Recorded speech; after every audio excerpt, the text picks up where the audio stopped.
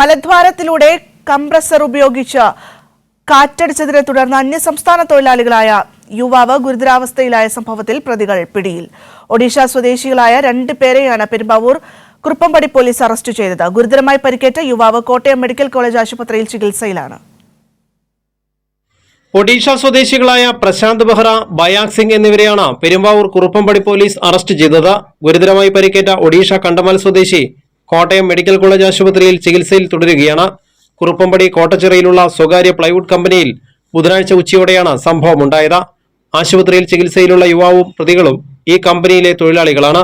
ജോലി കഴിഞ്ഞ ശേഷം കംപ്രസർ ഉപയോഗിച്ച് ഇവർ പരസ്പരം ദേഹത്ത് പൊടി കളയുകയായിരുന്നു. ഇതിനിടെ പ്രതികൾ കംപ്രസർ ഉപയോഗിച്ച് യുവാവിന്റെ മലദ്വാരത്തിലൂടെ കാറ്റടിച്ചു.